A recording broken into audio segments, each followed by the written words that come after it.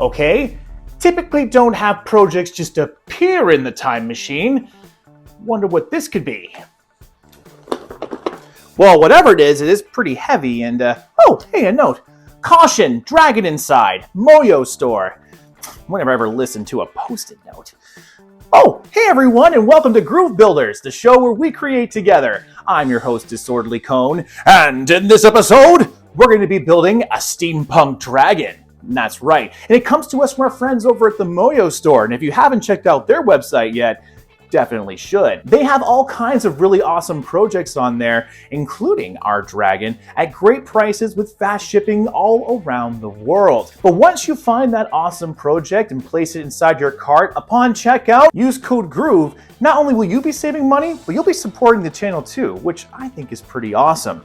Now, Groovers, with over 2,030 parts, this is going to be one of our biggest builds yet. And if you're sitting at home holding this toolbox in your hands too, I know the sense of overwhelming that you're feeling.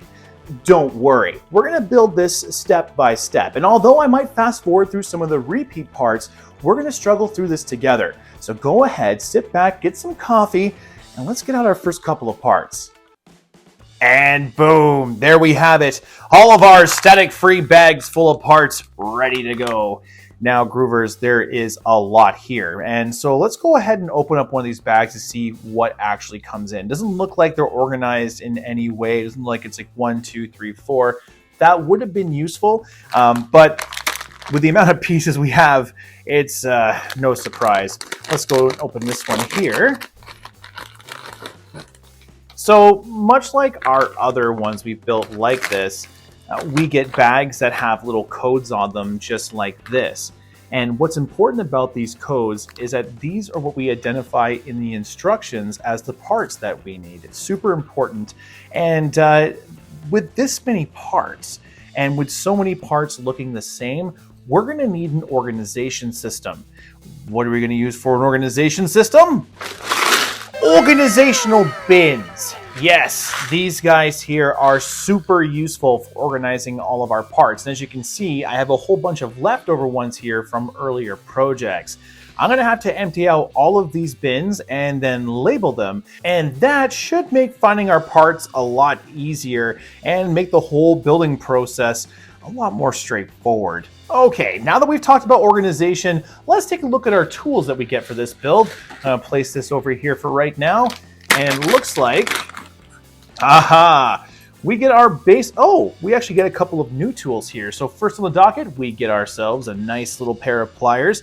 I have quite a few of these now, but these guys are pretty helpful for grabbing those nuts and allowing us to tighten them with our screwdriver. Speaking of screwdrivers, this screwdriver here, we only get one, but it does have two sides. We get a flat, and then we also get a Phillips on this side here. Placing it in, you can see that we can also adjust it, which makes it really easy for going inside of our model and adjusting some of those screws that might come loose as we're building things. Next, we have a smaller screwdriver here with a little plastic handle. This little guy is useful for those little tiny screws that usually are inside of our smaller details. The only thing with this guy is that sometimes if we over torque the screws, we can see the handle here snap apart. Just keep that in mind. Next, we have two little wrenches. Now, this is something new. This is something I've seen before. It's just a little flat piece of steel with two little bits on the end here, say two little wrench ends on either end. This can be useful for grabbing our nuts, but typically I will use our pliers for that. But this guy right here looks awesome. I think this will come in handy at some point. I'm going to try to use it just because of the fact this is probably the smallest little wrench I've ever seen. I can't wait to find out though what exactly it's for. And finally, we have a little key. Now this key is used for, of course, putting onto our nuts and allowing them to be held in place while we screw in the other side. Pliers are key. Either one you feel works for you, that's the one you want to use. But again, personally, I prefer tightening everything with our pliers and our little screwdriver here. All right, Groovers, that's our tools for the build. Now, let's get all of our pieces organized and get building.